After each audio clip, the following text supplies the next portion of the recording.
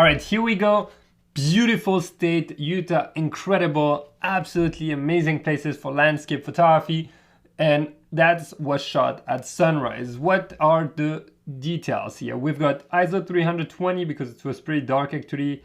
F16, I wanted everything in focus. Remember, that's when you want to shoot really deep. 1/30th of a second, I was trying to keep my ISO as low as possible while not having camera shake in the image.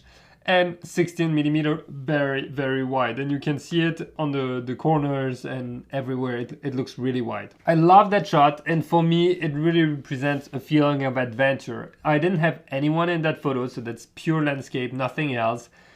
And what I want to do with that photo, first of all, I like to think about it first before I do anything, is really bring out a little bit of details in that canyon over here. What's happening here and what's happening there. I feel like all the rocks have something to tell us. There is so much story and like so much like depth into that image that it would be a little bit sad not to show it. Now, there is a big contrast between that dark light here and that very harsh light here. And I knew it when I shot it. I'm lucky because my camera has pretty good dynamic range, which is great. But whenever that happens and you don't have a great dynamic range, you might want to be bracketing. Bracketing simply means that you're going to take a shot underexposed, expose correctly, and overexpose. That way, when you're editing your photo after, you can choose which one you want to work with, or simply you can combine the three together to do something with a higher dynamic range.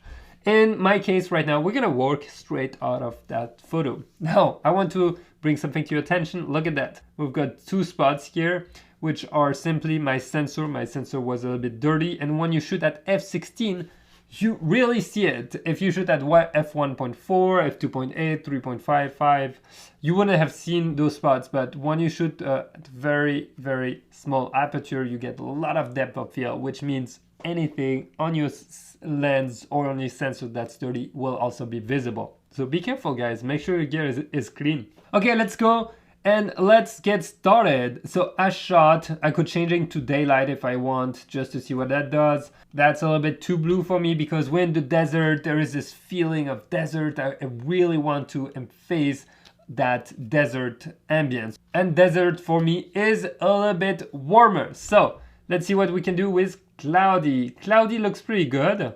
And then I'm gonna bring it even a little bit higher. There we go. I kind of like the tones like that. I think it looks great. You get the feeling, you get the warmth, you get all that. Now, as usual, how is our exposure? Well, exposure could be a little bit higher without trying to lose information in the highlights. Look at that. On the right side, you've got all the whites and the highlights. And on the left side, you have the blacks and the shadows. And whenever you see that little triangle right here lit up, it means that you're clipping something. And you see it says show shadow clipping. So you can press it and it's gonna show you. And the shadow clipping happens here. Now, I don't have any highlights clipping, but if I were to take it all the way up, you see, you've got a massive amount of clipping in that sky. So something you don't wanna do, obviously. You can clip information sometimes. It doesn't matter. You don't have to stay within that range of not clipping. It depends where it is on your image. Obviously, if you're doing a portrait and the face is clipped, that's not going to look good. If you're trying to get information out of that sky and you're clipping it, that's not going to be great either. But in our case, I think we're just at the limit, which is awesome. Now I'm going to come to my tone curves, work with them, put my center point right here, midpoints, up, and do a normal contrast curve for now. What I want to do is really keep my blacks black because I like it like that. I like having them deep. I want to bring out a little bit of highlights, but not too much because remember on the left of our image right here, we're really close to clipping. So I don't want to get there, and actually I want to recover the rest of the image. In editing 201, I want to recover the top part, so you'll see that's going to be great. Now that that's done, not too much you see, but it does make a difference. You can feel it already in the image. Now what do we want? We want to bring out a little bit more here without destroying the rest of the image. And we want to bring out a little bit more of that epic sky. So what I'm going to do is I'm going to drop my highlights. Look at that, and boom, way more of the sky is coming up, right? You can see it. So I'm gonna drop it, maybe not extreme because then it looks a little bit too fake if you if you do like that. I don't like it too much, so up, there we go. And in landscape photography, it's really up to you to choose what you're going for. I don't like too HDR photos. I like something that is fairly realistic, and I like something that gives me a feeling of wow. So let's try to get that. Shadows, I'm gonna bring up the shadows a little bit and look at what's happening in the canyon right here. I can see a lot more information over here. And that's where already in the basic edits, you might be like, I might have to do extra edits where I will take it manually to that zone and edit it. So here, bringing that up a little bit, there we go. Now, a lot of other parts in that image came to light, which is fine. Decrease a little bit my white points.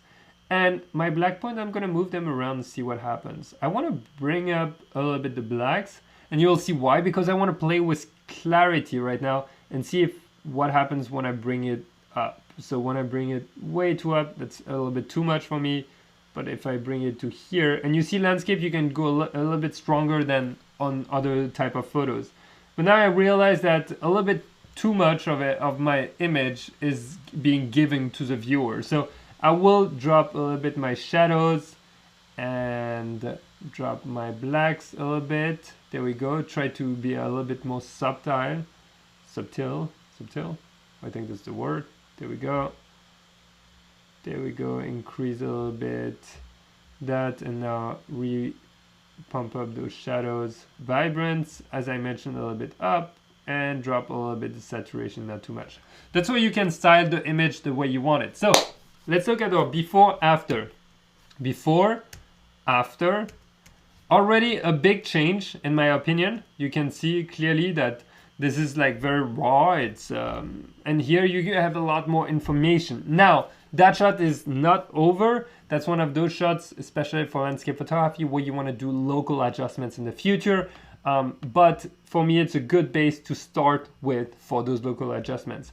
Now those 3 points here are really bothering me, and I can already show you, but if you pick up that tool, which is called spot removal, or if you press Q on your keyboard, you can actually clone or heal. And if you press heal and you just spot here, and then move where the reference is, it's gonna take a reference somewhere and you're choosing where.